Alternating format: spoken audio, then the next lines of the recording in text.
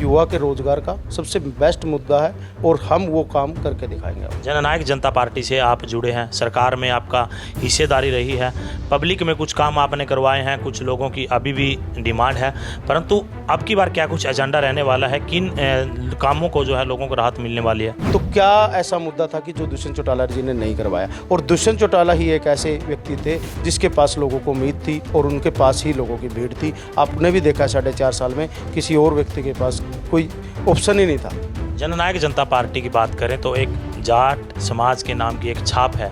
हम रणदीप सुरजेवाला की तरह कर्नाटक नहीं भागते, दिल्ली नहीं भागते, ऊपर की राजनीति के चक्कर में वो लोगों से मिलना ही भूल जाते हैं। जब कोई मिलने जाता है 4-4 घंटे वेट करना पड़ता है, कोई कॉल करता है तो कॉल नहीं उठा सकते वो। मैं 2019 से सक्रिय राजनीति में आया था। दुष्यंत चौटाला जी की सोच 19 में एक रैली की थी, वहाँ से मैंने अपनी राजनीतिक करियर की शुरुआत की है। वैसे तो देवीलाल की फैमिली से मेरा परिवार काफ़ी पुराना जुड़ा हुआ है, लेकिन उसके बाद 2016 में मैंने एक सरपंची का इलेक्शन लड़ा था गांव में, जो मैं 6 वोटों से हार चुका था। अब आगे देखो, मैंने जिला परिषद के चुनाव में हम भाई के साथ थे, हमारा जिला परिषद चेयरमैन दीप मलिक जी के साथ थे।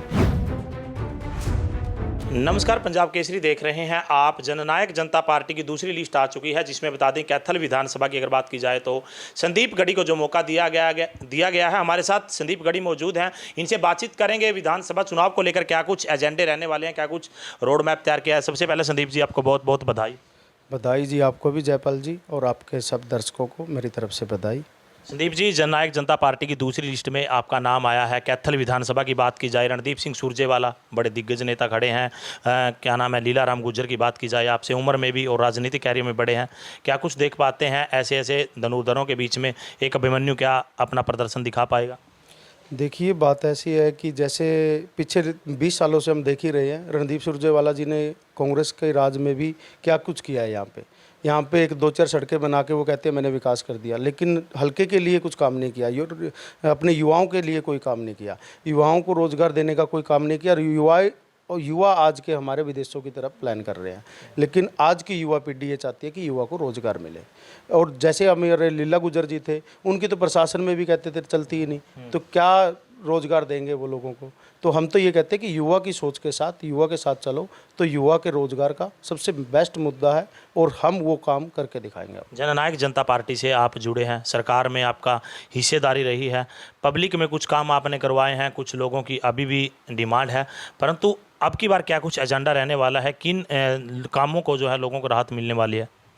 देखिए, एक सबसे बड़ा मुद्दा तो हमारा ये है कि गांव में ई लाइब्रेरी, हर एक गांव में, हमारे जितने भी हल्के के गांव हैं उनमें हर एक गांव में ई लाइब्रेरी बनाई जाएगी, जिसमें गांव के बच्चे हैं, लड़के हैं, लड़कियां, उनको शहर आने की ज़रूरत नहीं पड़ेगी, अपने गांव में पढ़ाई कर सकते हैं, अपनी जो भी एग्ज़ाम की तैयारी है वो कर सकते हैं। वहाँ पे स्टाफ की जो ज़रूरतें होगी वो ज़रूरतें पूरी की जाएगी।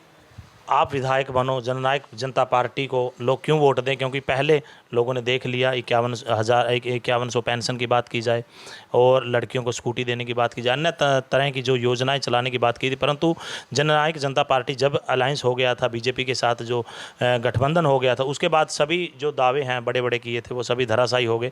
आप किस मुद्दों को लेकर क्यों विश्वास करें जनता पर? देखिए, दुष्यंत चौटाला जी ताऊ देवीलाल की नीतियों पे चलने वाले नेताजी हैं। उन्होंने अपने जो भी मैनिफेस्टो में वादे किए थे उनमें से 80% वादे पूरे किए हैं। ये आपको ही पता है और आप पूरे स्टेट को पता है। उन्होंने जो भी वादे किए, 5100 पेंशन का किया, वो भी 3000 रुपये करा के मान ले, मतलब पहले 200 रुपये 300 रुपये ऐसे बढ़ती थी, लेकिन 4.5 साल में आप देख लो कि 1000-1200 रुपये बढ़ चुकी है। हमारा 5100 का था, पूरा नहीं हुआ, मानते हैं। बाकी जितने 75% का मुद्दा था, ई लाइब्रेरी का मुद्दा था, लोगों से 50% महिलाओं को आरक्षण दिलवाया, सरपंच के इलेक्शन में, जिला परिषद के इलेक्शन में बीसी को 8% आरक्षण दिलवाया। कितने सारे मुद्दे हैं। मारुति की एजेंसी है, वो प्लांट लेके आए खरखोदा में, तो इतने सारे काम, हिसार में एयरपोर्ट का काम है। तो क्या ऐसा मुद्दा था कि जो दुष्यंत चौटाला जी ने नहीं करवाया? और दुष्यंत चौटाला ही एक ऐसे व्यक्ति थे जिसके पास लोगों को उम्मीद थी और उनके पास ही लोगों की भीड़ थी। आपने भी देखा 4.5 साल में किसी और व्यक्ति के पास कोई ऑप्शन ही नहीं था। जननायक जनता पार्टी की बात करें तो एक जाट समाज के नाम की एक छाप है। कैथल की अगर बात की जाए, कैथल से चुनाव आप लड़ रहे हैं, यहाँ पर गुजर समाज की बात की जाए, पंजाबी समाज की बात की जाए, बहुल्य जो यहाँ पर है वोट हैं, परंतु जाटों की बहुत कम है। क्या नैया पार लग पाएगी? बिल्कुल लग पाएगी। हमारा सभी युवा साथियों के साथ बड़ा प्रेम प्यार है और हम हल्के में रहते हैं, लोकल है, यहाँ अपने हल्के में मेल जोल रखते हैं, सुख दुख में साथ देते हैं। हम रणदीप सुरजेवाला की तरह कर्नाटक नहीं भागते, दिल्ली नहीं भागते, ऊपर की राजनीति के चक्कर में वो लोगों से मिलना ही भूल जाते हैं। जब कोई मिलने जाता है 4-4 घंटे वेट करना पड़ता है, कोई कॉल करता है तो कॉल नहीं उठा सकते वो। तो ऐसा क्या नेता क्षेत्रीय चाहिए या बाहर का नेता चाहिए जिसको लोग मिल भी नहीं सकते? उस नेता का क्या करेंगे? संदीप जी, आप खुद युवा हो, कैथल के युवाओं के लिए अगर आप कल को मौका देती है पब्लिक, आपको जनमत मिलता है, विधानसभा पहुंचाते हैं, क्या बड़ी सौगात युवाओं के लिए स्पेशल लेके आएंगे? हमारी युवाओं के लिए एक सबसे पहल ये है कि हर एक गांव में हमारे स्टेडियम बनने, छोटा स्टेडियम हो, बड़ा स्टेडियम हो, जिस हिसाब से भी गांव के हिसाब से कोई डिमांड होगी, सबसे पहले नशे से दूर, नशे से बचने के लिए हमारे गांव में स्टेडियम बनवाया जाए। और ई लाइब्रेरी का, जैसे भी कुछ गांव है हमारे वहाँ पे, जैसे बाबलदाना है, वहाँ पे पशु चिकित्सक, जैसे वहाँ पे बाबा राजपुरी की मान्यता है कि पशुओं के लिए राजपुरी जी माने जाते हैं, वहाँ पे एक पशु चिकित्सक विश्वविद्यालय बनाया जाए जो हिसार यूनिवर्सिटी से उनकी मान्यता हो। तो वहाँ पे ऐसे ऐसे रोज़गार जो हम चाहते हैं, कोई यहाँ पे कंपनी लाए जाए, जैसे कोई आईटी कंपनी, कुछ भी है, जो भी रोज़गार, हम युवाओं को बाहर जाने का मौका ना दें। हम अपने युवाओं को, अपने भाइयों को अपने शहर में अपना रोज़गार देने का काम करें, कि अपना काम करें या अपनी जॉब करें, अपने नौकरी करें, अपना घर चलाएं और अपने परिवार के साथ रहें। चुनावी एजेंडों की बात की आपने, अभी व्यक्तिगत आप पे सवाल करते हैं। सबसे पहले आपका राजनीतिक कैरियर हम जानना चाहेंगे, कितने आपने इलेक्शन लड़े, अब तक राजनीति में क्या क्या हिस्सेदारी रही?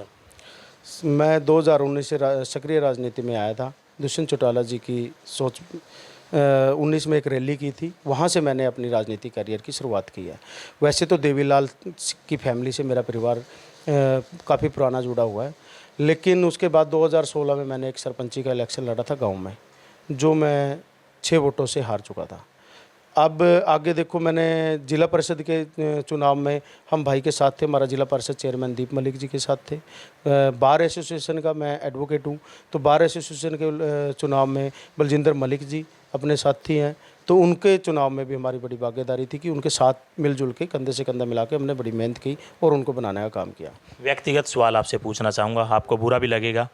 एक संदीप गढ़ी के नाम की अगर बात की जाए तो आपराधिक रिकॉर्ड का एक कहीं ना कहीं जिक्र आता है, क्या मान पाएंगे कहीं एक रिकॉर्ड जो आपका रहा है पीछे, जो पृष्ठभूमि रही है, वो वोटर्स को कहीं ना कहीं दिक्कत आपके चुनावी प्रचार में आ सकती है, कहीं ना कहीं आपको नुकसान पहुंच सकता है?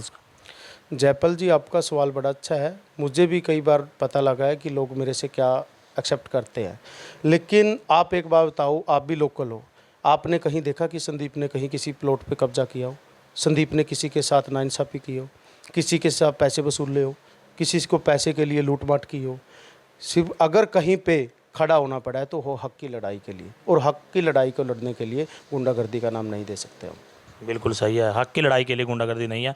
तो युवाओं को लास्ट में क्या कुछ अपील करना चाहेंगे, क्योंकि एक युवा चेहरा कैथल से आया है, युवाओं की उम्मीदों पर खरा उतरेंगे, इसके लिए संदीप गढ़ी को वोट करें, क्या कुछ कहना चाहेंगे? मैं तो युवाओं को एक ही संदेश देना चाहता हूँ कि अपने युवा साथी को मेरे साथ जुड़े और अपने भविष्य का अच्छा निर्माण करें।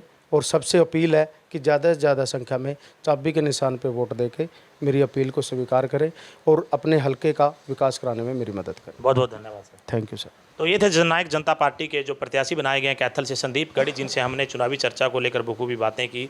साफ तौर पर उनका कहना है कि युवाओं के लिए विशेष तौर वो कैथल में ई लाइब्रेरी से लेकर जो योजनाएं उन्होंने चलाई है, सड़क चौपाल जो दुष्यंत चौटाला के उन्होंने गुणगान किया, क्योंकि उनको वो अपना राजनीतिक गुरु मानते हैं, इसको लेकर उन्होंने विशेष बातचीत की। परंतु कैथल की बात करें तो कहीं ना कहीं बड़े धनुर्धरों के बीच एक अभिमन्यु की ये महाभारत में किस तरह से जीत होगी, फिलहाल आने वाला समय बताएगा। आगे की तमाम अपडेट देखने के लिए बने रहे हमारे साथ। मुझे दीजिए इजाजत, धन्यवाद।